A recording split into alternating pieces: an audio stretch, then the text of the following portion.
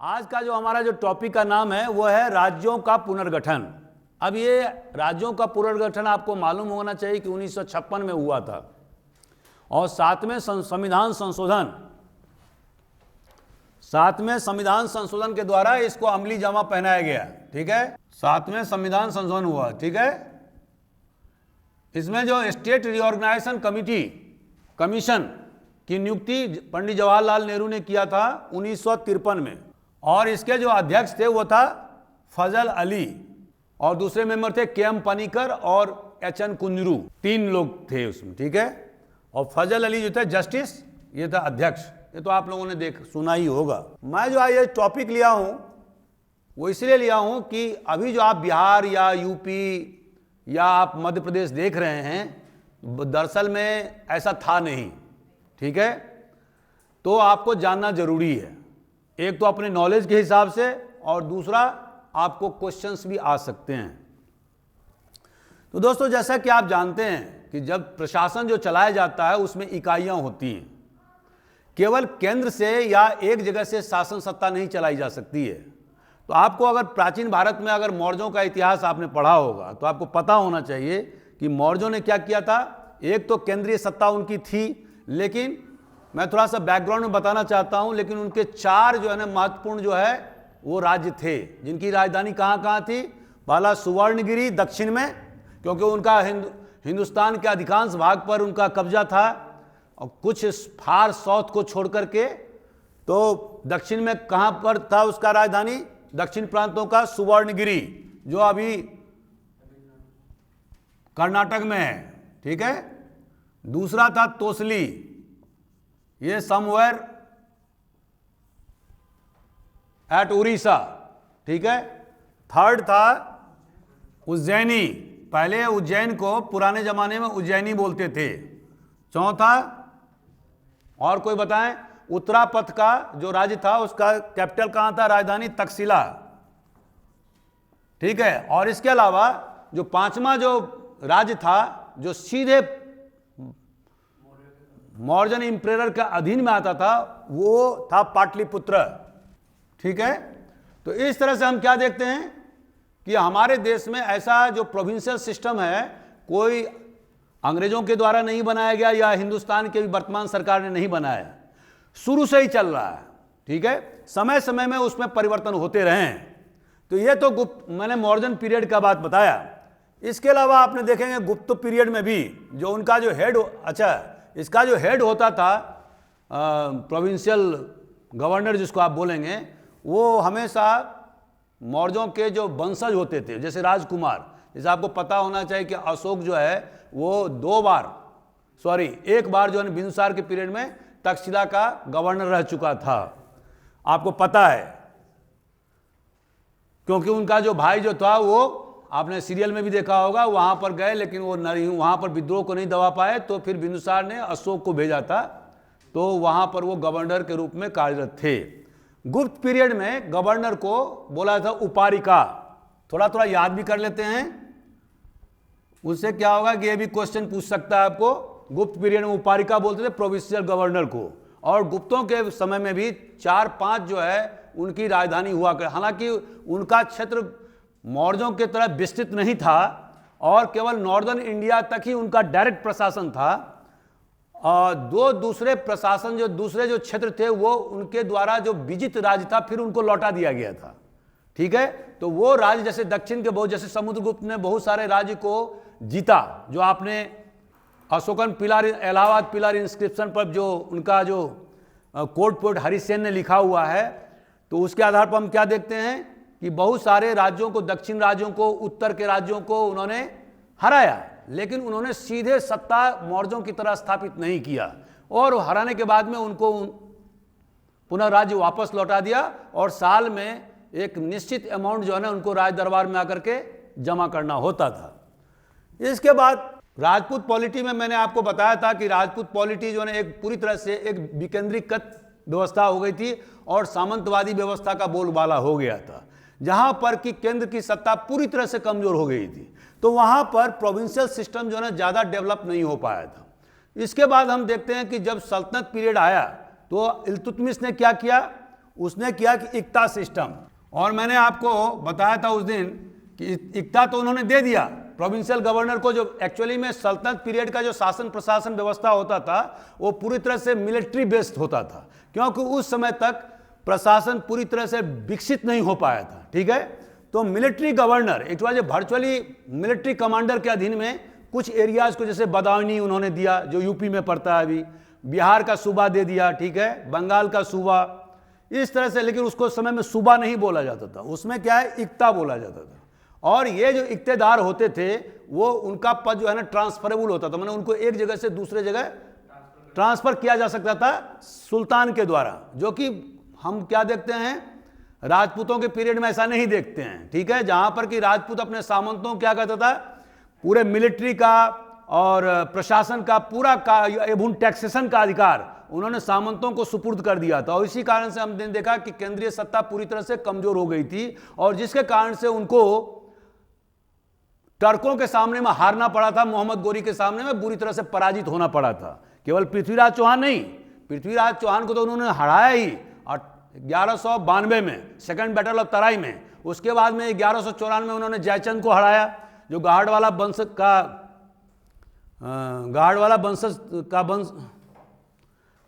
का वंशज था और जिसकी राजधानी थी कन्नौज।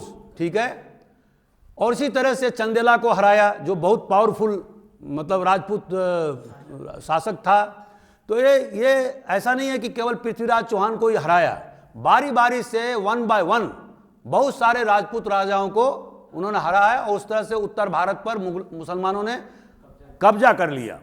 तो ये जो पीरियड था उस समय में इक्ता सिस्टम, अब ये 4, 5, 6 उन्होंने छोटे छोटे इलाकों को इक्ता में कन्वर्ट कर दिया, और वहाँ के जो मिलिट्री कमांडर था उनको उन्होंने सुपुर्द कर दिया कि आप इस एरिया का काम देखो।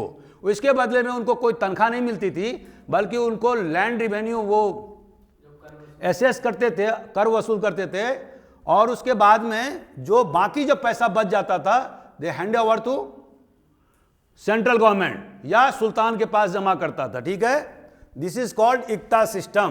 तो it was not a very much developed system. असली जो सिस्टम जो डेवलप हुआ अकबर के पीरियड में। ठीक है, अकबर के पीरियड में आपने देखा होगा कि पहले तो 11 प्रोविंसेज उन्होंने बनाया, 11 प्रोविंसेज। उसके बाद में आपने देखा होगा कि जब दक्षिण में उन्होंने अहमदनगर पर अटैक किया, बहुत सारे बरार पर कब्जा किया, तो इसके बाद में उनके अंतिम समय में 1605 के लगभग में कुल 15 प्रोविंसेज हो गए थे। ठीक है, लेकिन औरंगजेब के पीरियड में जैसे कि आपको मालूम होगा कि औरंगजेब ने गोलकुंडा को, बीजापुर को, इन सब राज्यों को कब्जा कर लिया, आसाम को कब्जा कर लिया। ठीक है, तो इस तरह से औरंगजेब के पीरियड में मुगल का जो क्षेत्र विस्तार था वो सबसे ज्यादा हो गया था। ठीक है, तो 1707 में हम क्या पाते हैं कि कुल 21 सूबा था। उस समय तक प्रोविंसेस को सूबा बोला जाता था, सूबा। अब तो हम ये देख रहे हैं इसके बाद में अंग्रेजों ने क्या किया। जैसा कि मैंने आपको कल के वीडियो में बताया था कि अंग्रेजों ने 2 प्रकार का टेरिटरी रखा, एक ब्रिटिश इंडिया और दूसरा नेटिव स्टेट या प्रिंसली स्टेट। ठीक है, अविभाजित भारत में 40% हिस्सा जो था वो नेटिव स्टेट के पास था, और 60% हिस्सा जो था वो ब्रिटिश इंडिया के पास में था। ब्रिटिश इंडिया वो टेरिटरी था जो सीधे ईस्ट इंडिया कंपनी के अधीन में था, और बाद में जब ईस्ट इंडिया कंपनी को हटा दिया गया तो ब्रिटिश क्राउन के अंदर में 1858 से लेकर 1947 तक था। ठीक है, तो दैट ये जो एरिया का जो प्रोपोर्शन था, जो अनुपात था, वो क्या था 60%, and 40% was covered by native states. ठीक है, और ये नेटिव स्टेट उन्होंने क्यों रखा, इतना एरिया को उन्होंने क्यों रखा, क्योंकि उन्होंने समझ गया कि ये लोग जो है, जो नेटिव स्टेट जो हैं, प्रिंसली स्टेट जो हैं, वो अंग्रेजों के पक्के स्वामी भक्त हैं, और जब तक ये जिंदा रहेंगे तब तक ब्रिटिश साम्राज्य भी जिंदा रहेगी।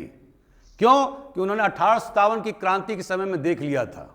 ठीक है, क्या देखा था कि अवध में, क्योंकि आपको मालूम होना चाहिए कि अवध का एनेक्सेशन उन्होंने कब किया था, 1856 में, 1 साल पहले ही किया था। ठीक है, किसके द्वारा किया गया था, लॉर्ड कैनिंग के द्वारा। ठीक है, और उसके बाद में क्या हुआ, उन्होंने किसानों को जमीन तालुकदार से छीन करके जमीन किसानों को बांट दिया। अवध के नवाब को तो हटा ही दिया, उनकी सारे संपत्ति को जब्त कर लिया मिस गवर्नमेंट के चार्ज पर, क्योंकि उसको तो 10-12 बच्चे थे, क्योंकि वहां पर डॉक्ट्रिन ऑफ लैप्स लागू नहीं किया जा सकता था, क्योंकि जो अवध का नवाब था उसके 12-15 बच्चे थे। तो उन्होंने देखा इस आधार पर तो हम हटा नहीं सकते उनको, तो उन्होंने क्या किया, मिस गवर्नमेंट का माने कुशासन का चार्ज लगाया। अब ये थोड़ा देख लीजिएगा कि लॉर्ड कैनिंग उस समय था कि लॉर्ड डलहौजी था। आई थिंक दैट कि लॉर्ड डलहौजी होना चाहिए, ठीक है, थोड़ा सा उसको कंफर्म कर लीजिएगा, I am not sure about it, ठीक है दोस्तों। अब क्या हुआ इसका परिणाम?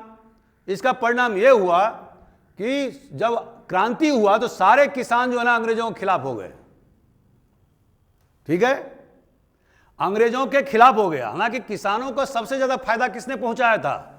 ईस्ट इंडिया कंपनी ने, क्योंकि तालुकेदार जमींदार से जमीन छीन लिया था, नवाब से जमीन छीन करके किसको दिया था? किसानों को। लेकिन सबसे ज्यादा विद्रोह का झंडा किसने उठाया? किसानों ने। तो अंग्रेज समझ गए कि oh they are not reliable people. तो जब 1857 की क्रांति जब फेल हो गई, बहुत सारे विद्रोही मारे गए, और जब 1858 में ब्रिटिश कौर ने सीधे अपने हाथ में सत्ता ले लिया, तो उसके बाद उन्होंने क्या किया, किसानों को जो जमीन दिया था उनको वापस लेकर के तालुकेदार लोगों को दे दिया, ठीक है। क्यों दिया? उन्होंने बोला कि they are too more loyal to the British crown than the average peasants of this country, ठीक है। तो इसीलिए दोस्तों ये 40% जो उन्होंने रखा, और उसके बाद उन्होंने क्वीन विक्टोरिया ने नारा भी दिया, उन्होंने आश्वस्त किया कि अब के बाद से 1858 के बाद से जो 1858 का एक्ट बनाया, उसके बाद से उन्होंने क्लियर कह दिया कि अब से हम किसी भी नेटिव स्टेट को अपने ब्रिटिश इंडिया के टेरिटरी में नहीं मिलाएंगे। उनके सोशियो और रिलीजियस मतलब सामाजिक और धार्मिक कार्यों में किसी प्रकार का हम हस्तक्षेप नहीं करेंगे, जो 1813 से पहले वो नहीं कर रहे थे, ठीक है। तो ये सारे पॉलिसी जो मैं आपको पूर्व के वीडियो में बता चुका हूं, यू जस्ट सी दिस। हमारा वीडियो है ईस्ट इंडिया कंपनी का पॉलिटी और ब्रिटिश इंडिया का पॉलिटी। दोस्तों अब मैं जो मुख्य मुद्दा है उस पर आता हूं। तो अंग्रेजों ने कुल 11 सूबा बनाया था, जो ब्रिटिश इंडिया की बात कर रहा हूं, 11 सूबा को बनाया था, ठीक है।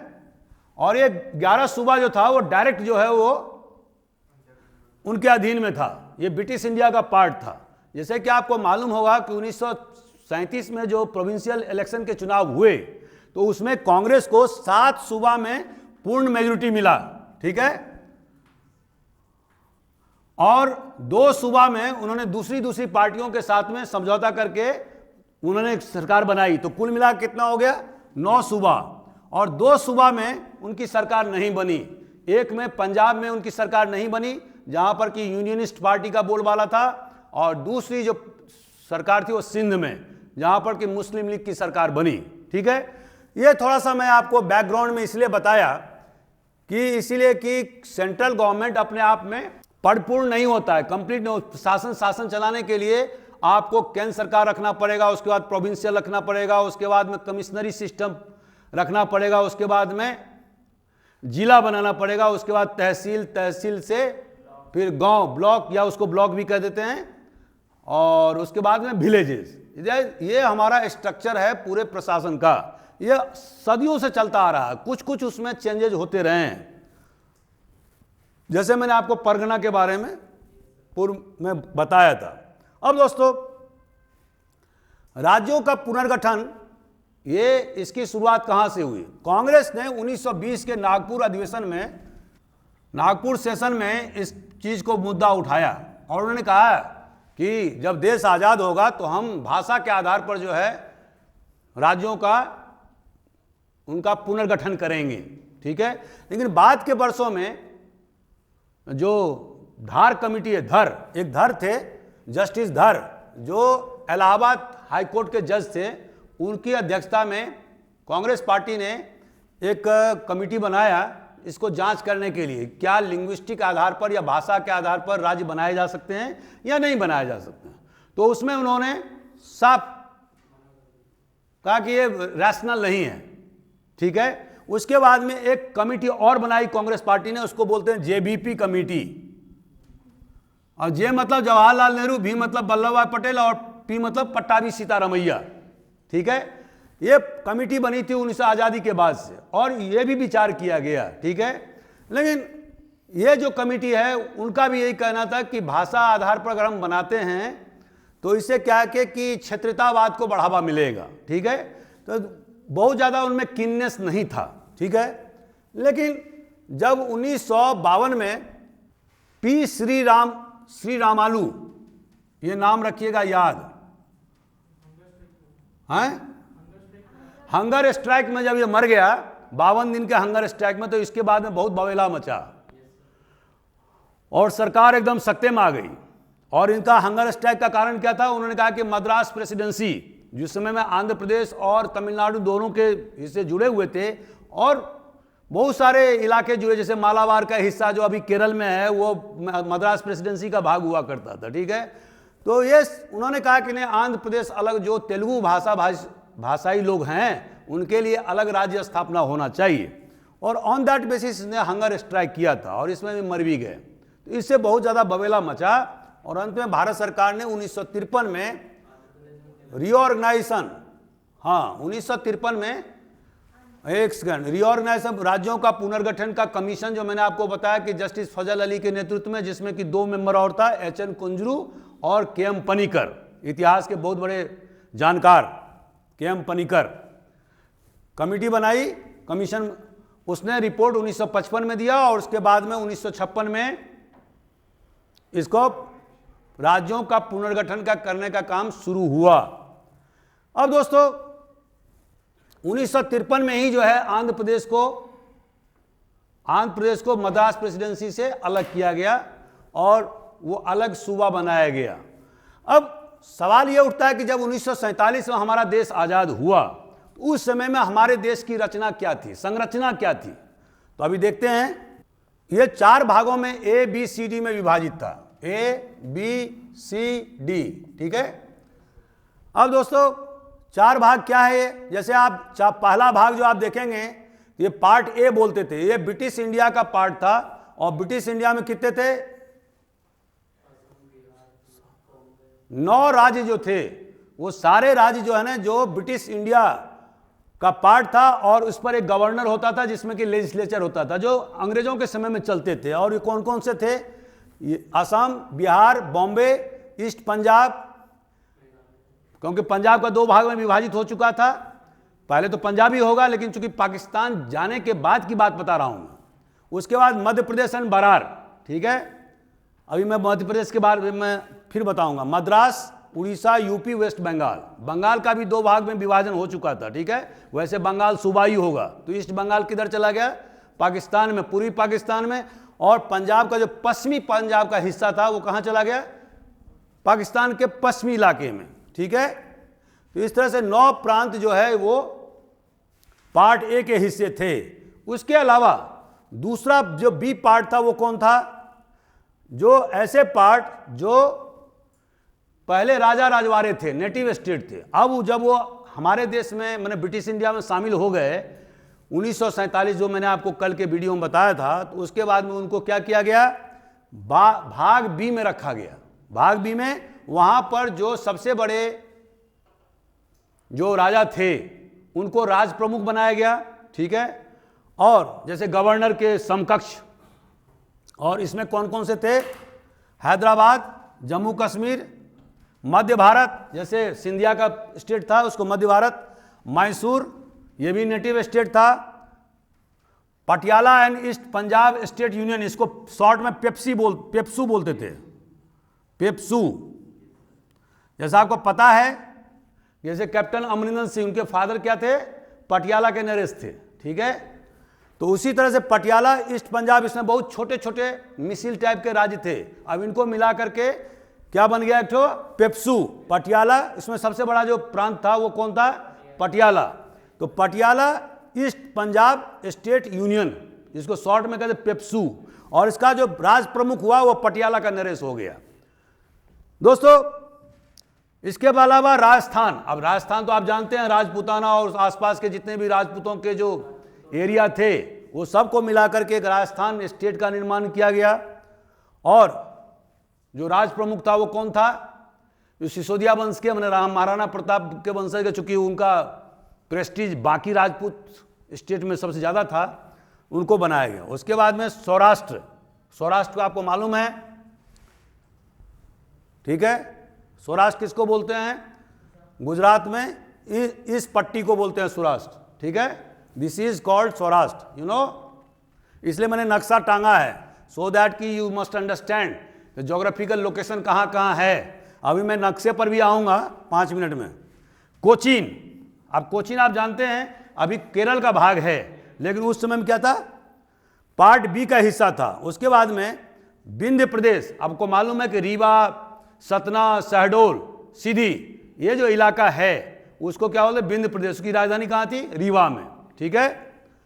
अब दोस्तों, तो एमपी में ही आप देखें तीन भाग हो गए। पहला विंध्य प्रदेश, दूसरा मध्य भारत, और तीसरा हमने वो बताया उधर मध्य प्रदेश एंड बरार। बरार को क्या मतलब? विदर्भ का क्षेत्र, जो आजकल नागपुर वगैरह का जो एरिया है उसको क्या बोलते हैं? बरार, माने विदर्भ, ठीक है। तो अब वो चला गया किधर? क्योंकि mostly Marathi people speaking people था, तो उसको बॉम्बे प्रांत में मिला दिया गया।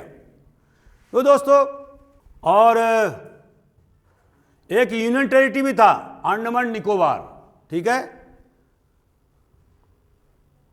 तो अभी हमने कितनी प्रकार का बताया आपको? सी और डी रह गया है, ठीक है।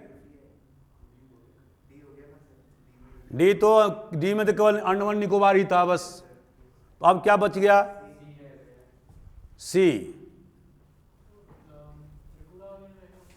और ये जो है अब और था एक इधर, ये 10 स्टेट जो पार्ट सी के हिस्से, ये यहां पर है, लिखने में थोड़ा चूक हो गया। यहां पर चीफ कमिश्नर की नियुक्ति भारत सरकार ने किया, वहां पर गवर्नर की नियुक्ति नहीं किया। ये 10 स्टेट जो थे कौन कौन थे? अजमेर अभी राजस्थान का हिस्सा है, कुर्ग अभी कर्नाटक का हिस्सा है, कूच बिहार ये अभी वेस्ट बंगाल का हिस्सा है, यहां भी राजा रजवाड़ा था। भोपाल अब अभी राजधानी एमपी का है, वहां पर मुस्लिम स्टेट था। बिलासपुर ये कहाँ था? हिमाचल प्रदेश के आसपास में, अभी बिलासपुर को हिमाचल प्रदेश का हिस्सा बना दिया गया। ये बिलासपुर छत्तीसगढ़ वाला नहीं। दिल्ली, दिल्ली के बारे में आप जानते हैं, एचपी हिमाचल प्रदेश। उसके बाद में कच्छ, कच्छ जो हमने ये बताया, this is the called Kutch, ये गुजरात का भी हिस्सा है, दिस इज कॉल्ड कच्छ। ये देख रहे हैं दलदली इलाका, जहां भी भुज में वहां पर अर्थक्वेक हुआ था। मणिपुर, मणिपुर के बारे में आप जानते हैं, नॉर्थ ईस्टर्न स्टेट है वो, और मणिपुरी डांस के लिए विख्यात है। तो मणिपुर, और उसके बाद में लास्ट में त्रिपुरा, ठीक है। यहां पर अभी बीजेपी का गवर्नमेंट हो गया है, पहले यहां पर मार्क्सवादी पार्टी की गवर्नमेंट थी करीब 40 साल तक। उसके बारे में भी हम उधर जाएं, वो भी नॉर्थ ईस्टर्न स्टेट का हिस्सा है। अब यहां पर जो है वो बंगालियों का ज़्यादा डोमिनेशन हो गया, और जो ट्राइबल्स थे यहाँ के वो माइनॉरिटी में आ गए हैं, ठीक है। कि पहले आप जानते होंगे कि जो मैंने आपको थोड़ा सा रूपरेखा बताया कि ब्रिटिश इंडिया में कितने सूबा था, देसी राज्यों का कितना बड़ा एरिया था। मैंने उस दिन बताया था कि 562 या 565 नेटिव स्टेट थे। अब यहाँ हिंदुस्तान में क्या हो गया? हिंदुस्तान और पाकिस्तान 2 डोमिनियन स्टेटस बन गया, स्टेट्स बन गया, ठीक है। ये सब तो ठीक है। अब वल्लभ भाई पटेल जो स्टेट मिनिस्टर थे, और उनके पास भी इसका जिम्मा था, जो 1947 के आज़ादी से 1-2 महीने पहले बनाए गए थे, जवाहरलाल नेहरू ने बनाया था उनको, ठीक है।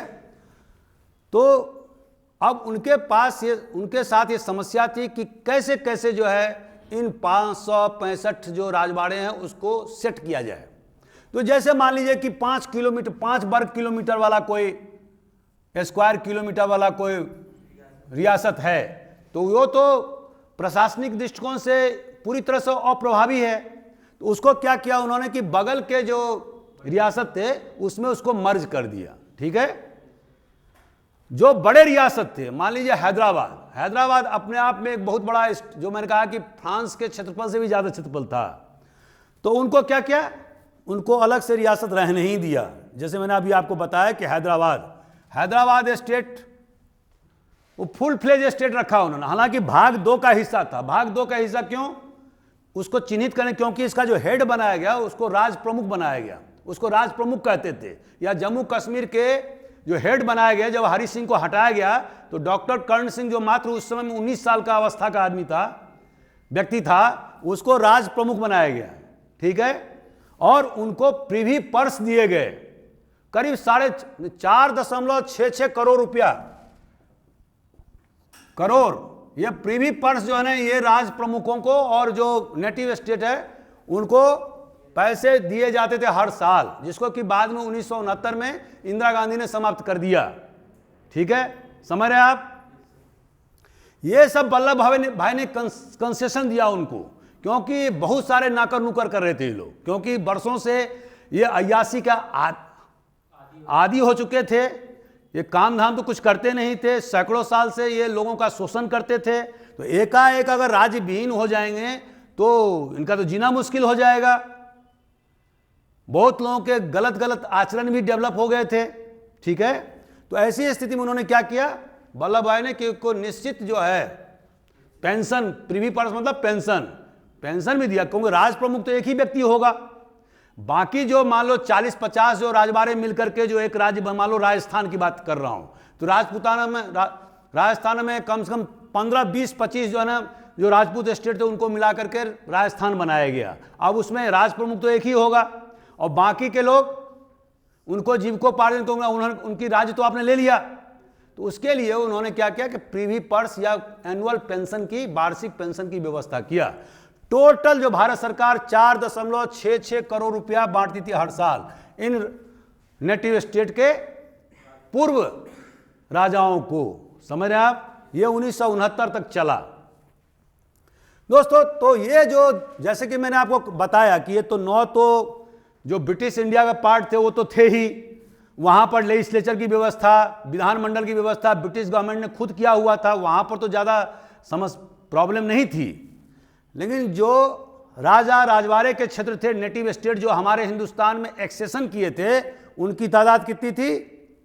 ये जो भाग सी के भाग बी में कितने थे? 9 राज्य बनाया गया। अभी क्या इसलिए 9 राज्य बनाया गया कि 5 किलोमीटर का, 20 किलोमीटर वर्ग किलोमीटर का दायरा था, किसी में 15 किलोमीटर का दायरा था, तो उसको एक इफेक्टिव मतलब प्रभावशाली प्रशासनिक यूनिट के रूप में तैयार किया गया। आप समझ रहे हैं मेरी बात को? तीसरा भाग क्या था? तीसरा भाग जो मैंने आपको बताया, अजमेर, कुर्ग, कुछ बिहार, भोपाल, बिलासपुर, दिल्ली। अब इनके कुछ स्पेसिफिक जो है ना ज्योग्राफिकल कंडीशंस थे, जैसे कि आप देखिए कच्छ, ये कहां पर है? बॉर्डर पर है। मणिपुर ये कहां पर है? बॉर्डर पर है। और एक तरफ बर्मा से घिरा हुआ जिसको म्यांमार कहते हैं, दूसरी जगह चाइना से घिरा हुआ है। तो हमारे लिए स्ट्रेटेजिकली बहुत ज़्यादा इंपॉर्टेंट स्टेट है ये, क्योंकि वहाँ पर विदेशी ताकत यहाँ के सिचुएशन को अपने पक्ष में कर सकते हैं और हिंदुस्तान को डीस्टेबलाइज करने की कोशिश कर सकते हैं। ठीक है, तो उनको क्या किया बाद में सरकार ने, जो अभी आऊँगा मैं, इनको यूनियन टेरिटरी मतलब यूटी का दर्जा दिया। अभी तो आप राज्य बना दिया है। ठीक है, उसी तरह से त्रिपुरा, अबे त्रिपुरा भी आप देखेंगे कि एकदम बॉर्डर स्टेट है। ठीक है, नॉर्थ ईस्टर्न एरियाज का। तो इसलिए इसका ABCD बनाना पड़ा। यह सब काम भारत के उप प्रधानमंत्री और स्टेट मिनिस्टर सरदार वल्लभ भाई पटेल के नेतृत्व में किया गया, जब उन्होंने 565 राजवाड़ाओं को हिंदुस्तान में मिलाया। ठीक है, और जिसमें कि आपको मैंने कल बताया था कि जम्मू कश्मीर, हैदराबाद और जूनागढ़, इसको मिलाने में उन्हें बहुत ज़्यादा तकलीफ का सामना करना पड़ा। 1 नवंबर 1956, ये इंपॉर्टेंट पॉइंट है। ये जो स्टेट रिऑर्गेनाइजेशन ऑफ स्टेट का जो एक्ट है वो 1956 में लागू किया गया। ठीक है, और 7वां जो मैंने बताया संविधान संशोधन वो भी किया गया। क्योंकि आपको मालूम है क्यों किया गया संविधान संशोधन? आपको मालूम होना चाहिए कि भारतीय संविधान में जो शेड्यूल 1 है वो क्या बताता है? What does this indicate? Schedule 1 में क्या क्या लिखा हुआ है? भारत के जो विभिन्न राज्य हैं उनका क्षेत्रफल, उनका बाउंड्री लाइन और यूनियन टेरिटरी जो है संघीय क्षेत्र उनका, वो सब चीज़ लिखा हुआ है। तो जब आप स्टेट के बाउंड्री में रद्दोबदल करोगे तो आपको संशोधन लाना पड़ेगा, क्योंकि आपको शेड्यूल चेंज करना है। अगर आप संशोधन करो, मान लो बिहार में से 2 जिला हटा करके यूपी को दे दिए सपोज, क्योंकि बाउंड्री पर है, झगड़ा फसाद हुआ या कोई कमेटी आपने कमीशन बैठाया और कमीशन ने कहा कि नहीं नहीं ये जो जिला हैं वो यूपी को दे दिया जाए, क्योंकि भोजपुरी बहुल इलाके हैं और इनका कल्चर और इन दोनों जिलों का कल्चर उत्तर प्रदेश से मिलता जुलता है, मान लीजिए उस कमीशन ने कह दिया और भारत सरकार ने मान भी लिया, ठीक है, तो उस स्थिति में क्या होगा, उसको संशोधन करना पड़ेगा। कहां पर करना पड़ेगा, भाग 1 में और शेड्यूल 1 में और शेड्यूल 4 में। अब शेड्यूल 4 में क्यों बताओ, व्हाट द शेड्यूल 4 इंडिकेट। तो जब उसका क्षेत्र कम हो जाएगा तो इसका मतलब है कि उसका जो रिप्रेजेंटेशन है उस राज्य में वो भी कम हो जाएगा। तो जब कम होगा उस राज्य में, तो मान लीजिए अभी बिहार का या यूपी का टोटल 31 है राज्यसभा में सीट और एमपी का 11 है, उसी तरह से बिहार का भी होगा, मुझे मालूम नहीं है अभी, तो उसमें भी रद्दोबदल करने होंगे, चेंजेस करने होंगे अकॉर्डिंग टू द रिप्रेजेंटेशन, ठीक है। तो शेड्यूल 1 और शेड्यूल 4 में चेंजेस लाने होंगे। दोस्तों 1 नवंबर 1956 में जो राज्य का पुनर्गठन हुआ उसका परिणाम क्या हुआ, अब शेप अप क्या हो गया, शेप क्या हुआ, आंध्र प्रदेश को मद्रास प्रेसिडेंसी से अलग किया गया, 1953 में ही अलग हुआ, ठीक है, 56 तक वो चला, उसको कानूनी जामा कहां पहनाया गया, 1956 के एक्ट के द्वारा। दूसरा आसाम में कौन कौन से जगह रखे गए, मेघालय, अरुणाचल प्रदेश, नागालैंड,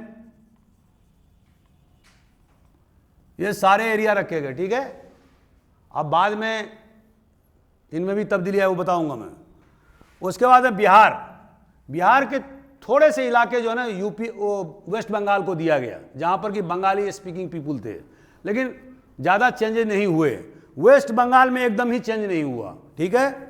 उसके बाद में बॉम्बे प्रेसिडेंसी में क्या किया गया कि बॉम्बे प्रेसिडेंसी में क्या किया, ये सौराष्ट्र जो है, जो मैंने, और कच्छ का इलाका, वो भी जो है ना सौराष्ट्र है और कच्छ का इलाका, ये दोनों बॉम्बे प्रेसिडेंसी में दे दिया गया। इसके बाद जो नागपुर का क्षेत्र था और बरार का क्षेत्र, ये वाला एरिया, ये जो है किसको दिया गया, जो पहले मध्य प्रदेश और बरार कहलाया जाता था 1956 के पहले, वो कहां दे दिया गया, महाराष्ट्र में, ठीक है। ये महाराष्ट्र भी बाद में आया, अभी बताऊंगा मैं, अभी तो बॉम्बे प्रांत ही है 1956 के बाद में। उसके बाद जम्मू कश्मीर, इसमें भी कोई छेड़छाड़ नहीं किया गया।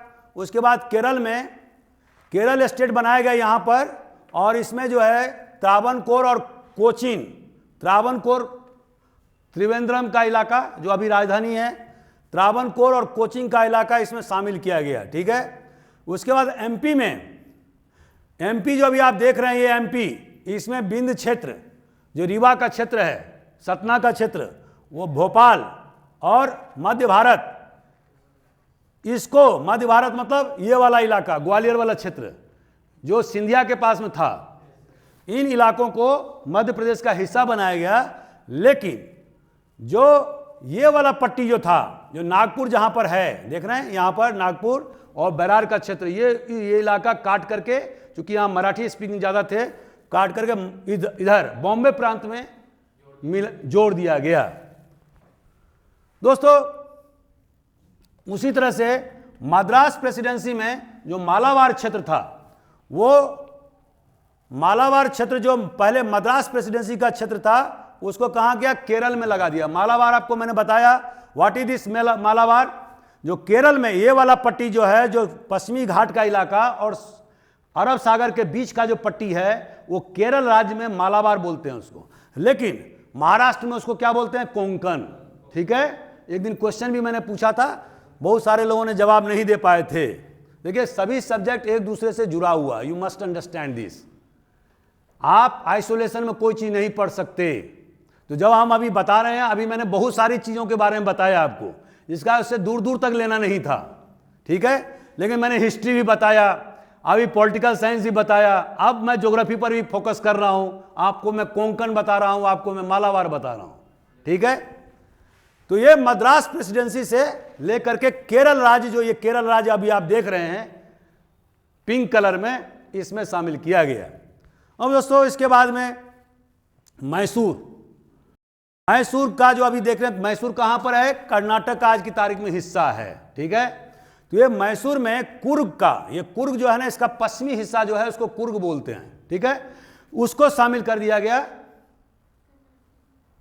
कर्नाटक। अब कर्नाटक बोला जाता है, ठीक है, पहले इसको मैसूर प्रांत बोला जाता था, ठीक है। अब दोस्तों पंजाब में क्या किया गया?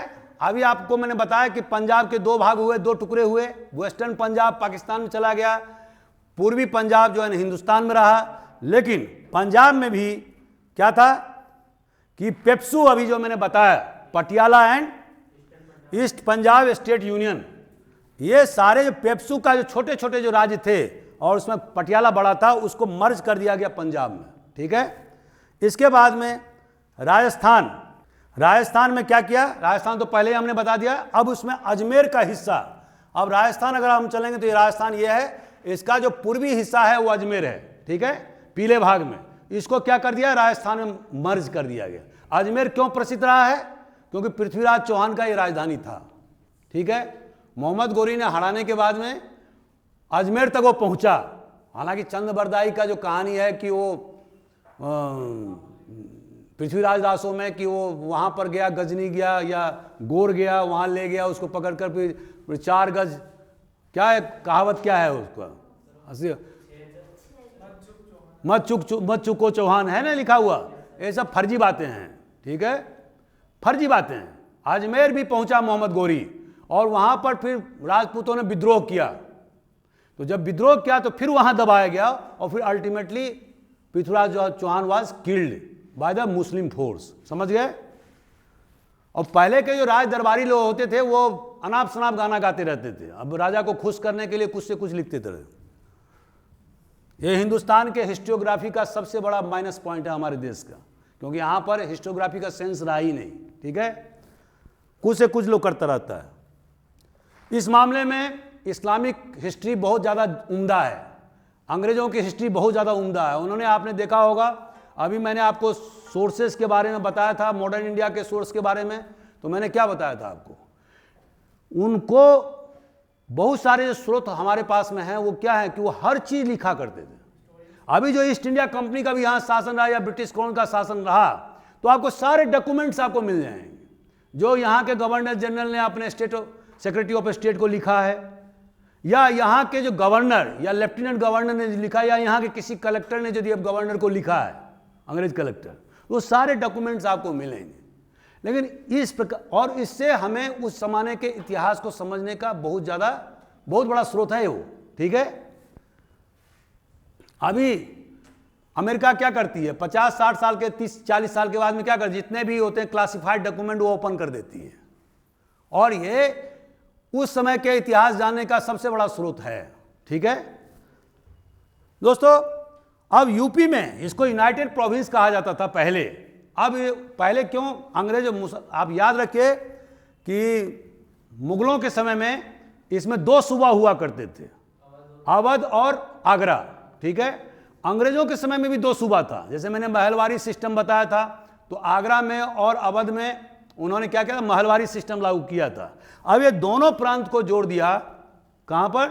1956 से भी पहले जोड़ा गया था, आज़ादी के बाद से ही, क्योंकि यहाँ पर राजा रजवाड़े ना के बराबर थे, और थे तो छोटे छोटे थे, जैसे विश्वनाथ प्रताप सिंह का गढ़ी, इस टाइप का, कोई पावरफुल नहीं था। ये डायरेक्ट अंग्रेज के अधीन में था ये पूरे दोनों प्रांत, इसको संयुक्त प्रांत कहा जाता था। अब इसको नाम बदल के क्या बताया गया?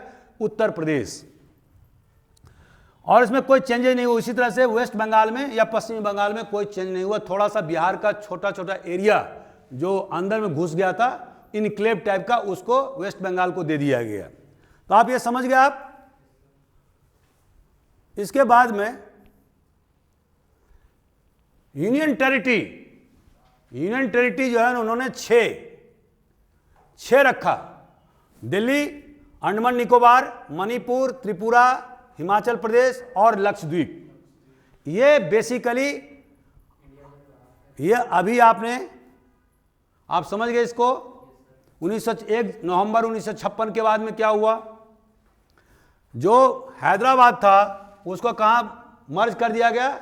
आंध्र प्रदेश में, ठीक है। अभी तेलंगाना बन गया है। तो इस तरह से धीरे धीरे हिंदुस्तान में जो है राज्यों का विकास हो, लेकिन ये कांस्टेंट प्रक्रिया रहा है।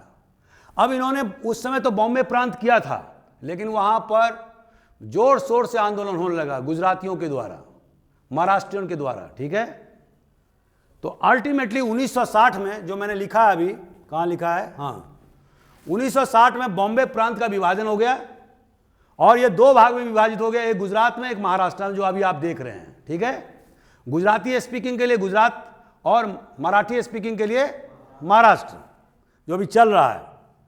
यहां भी जो विदर्भ, जो बरार का इलाका जो है, जो जिसको अभी विदर्भ कहा जाता है, ये लोग अभी भी पृथक राज्य के लिए जबरदस्त आंदोलन समय समय पर चलाते रहते हैं, हालांकि उनको अभी तक पृथक राज्य नहीं मिला है। और एक बात और बता दूं कि नागपुर जो था उस समय में क्या था, मध्य प्रदेश और बरार जो हमने आपको बताया था, तो नागपुर उस समय में उसका कैपिटल था, ठीक है। तो हिंदुस्तान में एक ऐसा इतना बड़ा इंपॉर्टेंट शहर बिना कैपिटल का रह गया है, ठीक है। तो ध्यान, और नागपुर जो है वो हिंदुस्तान के सेंटर में भी है, अगर आप ध्यान से अगर नक्शा को देखें तो, ठीक है। तो दोस्तों 1960 में क्या हुआ, बॉम्बे दो भाग में विभाजित हो गया, महाराष्ट्र और गुजरात। उसके बाद में 1963 में नागालैंड की स्थापना हुआ। नागालैंड का क्यों, क्योंकि वहां पर इतने ज्यादा विद्रोह हो रहा था कि भारत सरकार परेशान हो गई थी। तो नागाओं को, और चूंकि वो बहुत खूंखार प्रवृत्ति के भी लोग थे, तो नागाओं को संतुष्ट करने के लिए भारत सरकार ने 1963 में 1963 क्या किया, सेपरेट राज्य बनाया, कहां से, आसाम को काट करके, ठीक है। उसके बाद में 1966 में 1966 जब श्रीमती इंदिरा गांधी देश की प्रधानमंत्री थी, उस समय में सिखों ने जबरदस्त जो है आंदोलन किया, अकालियों ने खास करके, और इसके कारण से पंजाब और हरियाणा, माने हिंदी भाषी क्षेत्र के लिए हरियाणा, और जो पंजाबी भाषी थे उसके लिए पंजाब, और उसमें सिखों का बहुमत हो गया, 52-54% हो गए, ठीक है। तो इस तरह से अभी आप देख रहे हैं। उसके बाद दोस्तों 1972 में मिजोरम और अरुणाचल प्रदेश को पहले क्या बोला जाता था, नॉर्थ ईस्टर्न फ्रंटियर एजेंसी, नेफा, याद रखिएगा। तो बाद में उसको अरुणाचल प्रदेश कहा जाने लगा। तो 1972 में मिजोरम और अरुणाचल प्रदेश को केंद्र शासित क्षेत्र का दर्जा दिया गया। बाद में 1987 में दोनों को राज्य का दर्जा दे दिया गया। ये सब पीटी के क्वेश्चन हैं। 1972 में मेघालय राज्य की स्थापना की गई, और इसमें गारो, जैंतिया और खासी जो जनजाति हैं, ये तीन महत्वपूर्ण जनजाति हैं मेघालय के, गारो, खासी, जैंतिया। ये मैट्रिलिनियल सोसाइटी है, ये ध्यान रखिएगा इसको। और यहीं पर सबसे ज़्यादा हिंदुस्तान में बारिश होती है, इसी राज्य में। मैंने क्वेश्चन भी आपको पूछा था। तो इस राज्य को असम से ही अलग करके और मेघालय राज्य की स्थापना किया, इन तीनों महत्वपूर्ण जो आदिवासी ग्रुप हैं उनको मिला करके। इसके बाद दोस्तों 1987 में, जैसे मैंने आपको बताया, अरुणाचल प्रदेश और मिजोरम, इसको जो केंद्र शासित क्षेत्र था उसको राज्य का दर्जा दे दिया गया राजीव गांधी गवर्नमेंट के द्वारा। और इसके बाद सन 2000 में हम क्या देखते हैं, छत्तीसगढ़ मध्य प्रदेश से काट के अलग राज्य बनाया गया, उत्तराखंड यूपी से काट करके, और झारखंड बिहार से काट करके 3 राज्य बनाए गए सन 2000 में। इसके बाद हम क्या देखते हैं, 2014 में तेलंगाना प्रदेश आंध्र प्रदेश से काट करके अलग करके ये वाला एरिया, ये आप ब्लू वाला एरिया देख रहे हैं ना, ये तेलंगाना क्षेत्र है। ये बेसिकली आंध्र प्रदेश का ही हिस्सा था, अब ये जो है ये तेलंगाना अलग प्रदेश है, ठीक है। और इसके बाद में जम्मू कश्मीर में दोस्तों इसमें 3 भाग हैं। अगर ज्योग्राफिकल एरिया देखें तो 5 भाग हैं।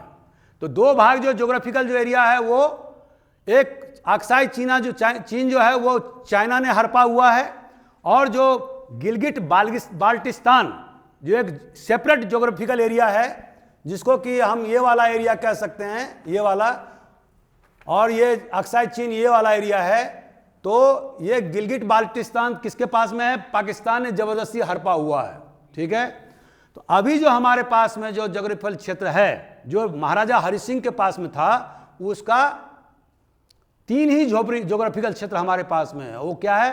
पहला जम्मू, दूसरा कश्मीर, कश्मीर की घाटी, और तीसरा लद्दाख। ठीक है, तो जम्मू कश्मीर को अभी 2014 में भारत सरकार ने क्या किया? 2019 में क्या किया? उन्होंने धारा 370 जो स्पेशल जो स्टेटस था, जो मैंने आपको बताया था, उसके बारे में हम अलग से क्लास लेंगे, तो उसको उन्होंने 370 को हटा दिया। 35A जो आर्टिकल था भारतीय संविधान, उसको भी हटाया, जिसके तहत में बाहर के कोई आदमी जमीन नहीं खरीद सकते थे, या कश्मीर की लड़की दूसरे जगह शादी नहीं कर सकती थी। अगर शादी करेंगी तो वहाँ के जो उनको जो प्रॉपर्टी के राइट हैं, प्रोप्राइटरी राइट हैं, वो समाप्त हो जाएगा। बहुत सारे उन्होंने इफ्स एंड बट्स लगाए थे, वो सब 35A और 370 को सफाया कर दिया गया है। और जो स्टेट का जो दर्जा इसको था, उसको 2 केंद्र शासित क्षेत्र में बना दिया गया है। एक को लद्दाख, वहां पर किसी प्रकार की असेंबली की व्यवस्था नहीं की गई है, वहां पर प्रशासक के द्वारा प्रशासन किया जाएगा, जैसे चंडीगढ़ में हुआ है। लेकिन जम्मू कश्मीर में वहां पर विधानसभा को रखा गया है दिल्ली की तरह तर्ज पर। ठीक है, और वहां पर लेफ्टिनेंट गवर्नर की स्थापना की गई। अब आप दोस्तों आप पूछ सकते हो कि 370 तो हटाया गया, उसका उतना महत्व नहीं है।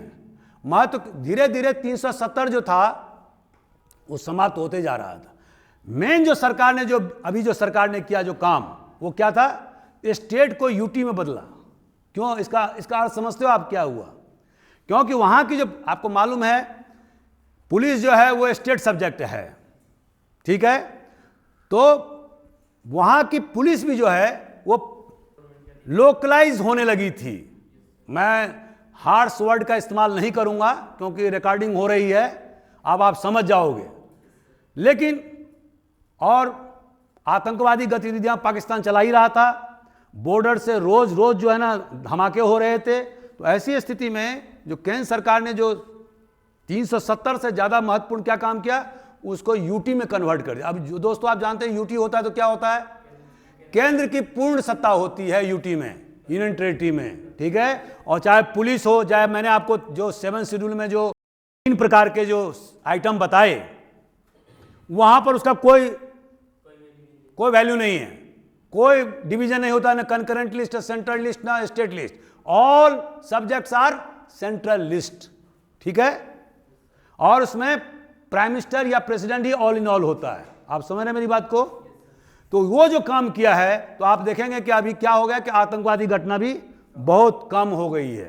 तो इस तरह से हमने आपको ये जो 1, 2, 6 यूनियन टेरिटरी का गठन हुआ। अभी आप क्या पा रहे हैं, कितने यूनियन टेरिटरी है हमारे देश में? शेयर करें और लाइक करें, ज़्यादा से ज़्यादा लोगों को बताएं, सब्सक्राइब करें।